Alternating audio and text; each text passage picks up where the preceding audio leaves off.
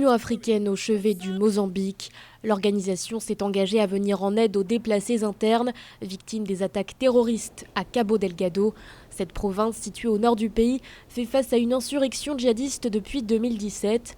À l'heure où le nombre de déplacés a franchi la barre des 800 000 personnes, l'UA compte verser un montant de 100 000 $ pour aider le gouvernement à assurer l'aide humanitaire.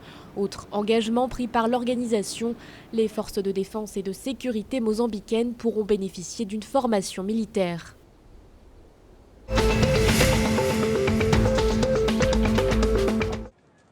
C'était en juillet dernier. L'Afrique du Sud était secouée par des émeutes qui se sont déclenchées peu après l'incarcération de l'ancien président Jacob Zuma. Bilan de ces violences, plus de 350 morts. Mais le bilan est aussi économique. Selon Sasria, la compagnie d'assurance publique qui examine les demandes d'indemnisation, les émeutes ont causé des dommages économiques majeurs d'une valeur d'1,7 milliard de $. Face à cette situation, la société a sollicité une aide financière de l'État ce 8 septembre devant les parlementaires.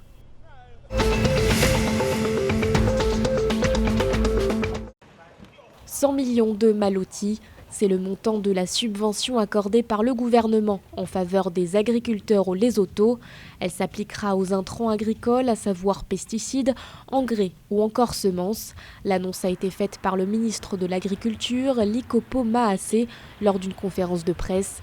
Objectif principal de cet appui financier, assurer la sécurité alimentaire du Lesotho, un enjeu crucial pour le pays, compte tenu des mauvaises récoltes de l'année passée en raison de la pandémie, mais aussi des fortes pluies.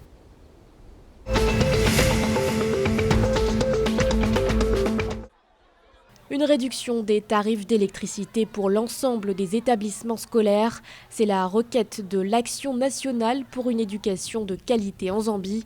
Son directeur exécutif, Aaron Chansa, souligne les difficultés économiques rencontrées par ces écoles et qui se sont aggravées en raison du coronavirus.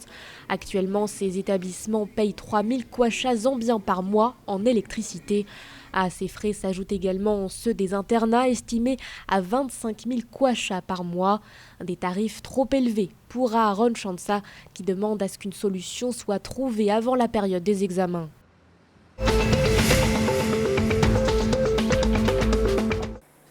Les gestes de solidarité se multiplient en cette période de pandémie. Le Malawi va bénéficier de congélateurs spécifiques conçus pour conserver le vaccin Pfizer. Il s'agit d'un don fait par l'entreprise postale américaine United Parcel Service. Ce sont au total 30 congélateurs qui seront fournis au pays avec une capacité de stockage de 6 000 doses de vaccin.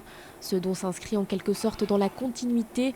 Les États-Unis avaient déjà fourni au Malawi plus de 300 000 doses du vaccin Johnson & Johnson et comptent prochainement livrer 372 000 doses du vaccin Pfizer.